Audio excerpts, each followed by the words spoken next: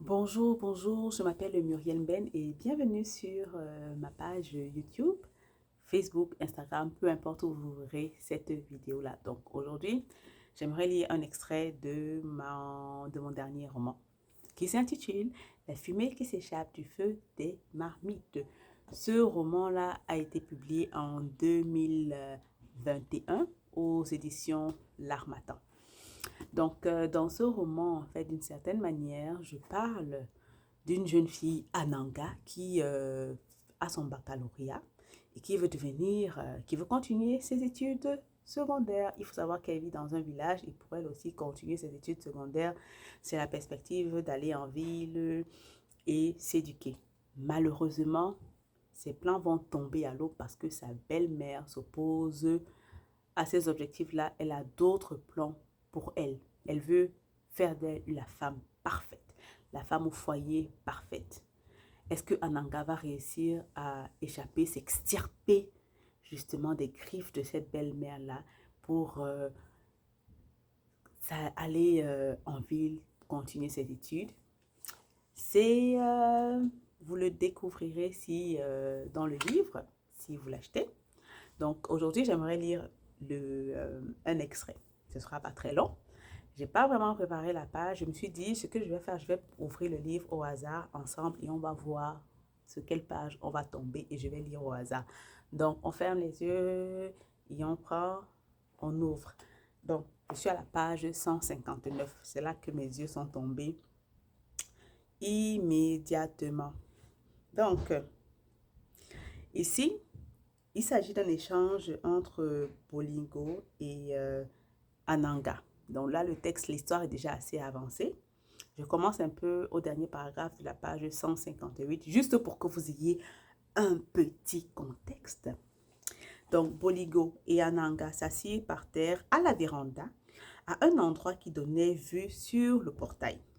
De là, ils verraient Milaka et Meva rentrer et ils contrôlaient les mouvements de Kiki qui ne pouvaient pas les espionner. Bolingo, si j'y vais, chez qui vais-je dormir? Où vais-je prendre l'argent? J'ai juste un peu d'économie. Malheureusement, Tata Enyenge ne pourra pas t'héberger. Elle risquerait de vendre la mèche. J'ai bien peur que tout le monde dans la famille ne vende la mèche. Je suis foutue. Oh, ne dis pas ça, j'ai de l'argent. On retourne à Yaoundé ce week-end. Tu viendras incognito avec nous. On trouvera une solution pour le logement. Ne t'en fais pas pour l'argent de transport. Elle ne répondit pas tout de suite. Elle regardait le ciel en se grattant le cou. Ah, super. Elle soupira. Il lui caressa la main. Ananga esquissa un demi-sourire, mais ses yeux dévoilaient un océan de tristesse. En même temps, elle s'imagina que sa vie prendrait bientôt un nouveau tournant grâce au nouveau coup foireux de Milaka.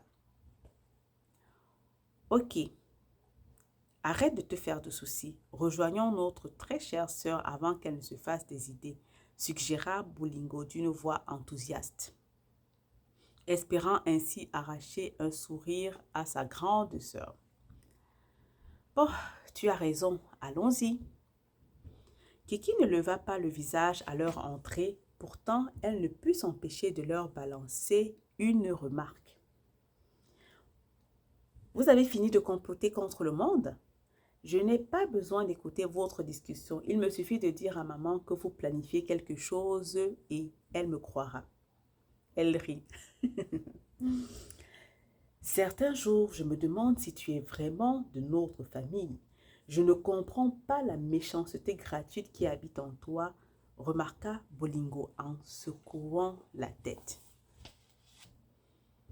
Bolingo, tu es mon frère Pian et je me fous de ce que tu penses. Je refuse juste de marcher avec n'importe qui. Il en va de ma réputation. Kiki toisa Ananga en lâchant ces deux phrases.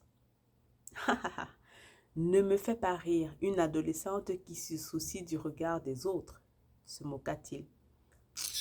Circule. Ananga lui tapota la main et sortit de la maison. Elle avait besoin de parler à son ami Muto.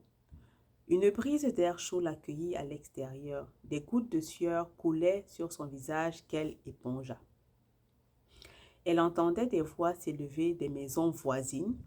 Des gamins jouaient à un jeu familier à leur classe d'âge. Ces jeux lui rappelaient son enfance qu'elle regretta. Sa vie près de sa mère était modeste, mais paisible.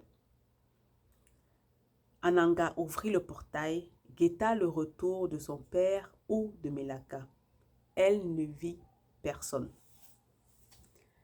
Ses pieds soulevaient la poussière sur son passage. Les feuilles de manguier ne bougeaient pas. Elle salua le boutiquier assis à l'entrée de sa boutique. Il tenait un journal. Elle traversa quelques femmes et les enfants qu'elle avait entendus de chez elle. Quand elle arriva enfin chez Muto, elle la trouva dans la cour. Celle-ci se leva pour lui faire la bise et lui offrit une chaise.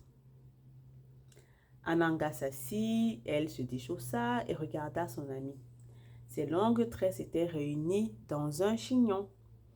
Les traits de son visage étaient toujours aussi tirés que lors de sa visite précédente. Elle avait rabattu sa longue robe entre ses jambes. « Tu veux boire quelque chose? Juste de l'eau, merci. » Muto se leva, chaussa ses sandales et disparut derrière le rideau de la porte d'entrée d'où elle réapparut avec une bouteille d'eau et un verre. Sa robe moulée sur son ventre légèrement enflé. Elle servit son amie et s'assit. « Alors, raconte, qu'y a-t-il de neuf dans ta vie? » Donc, voilà un extrait du livre qui est disponible sur le site internet de l'Harmattan. Et si vous voulez, vous pouvez aussi l'acquérir sur ma boutique, murielbenca.ca/boutique. Et l'avantage, c'est que vous pourrez l'avoir dédicacée. Donc, bien sûr, ceux qui l'achètent sur la boutique, malheureusement, pour le moment, c'est réservé aux personnes qui habitent au Canada. Donc, n'hésitez pas à me contacter, à me dire ce que vous en avez pensé. Et on se dit à bientôt dans une nouvelle vidéo.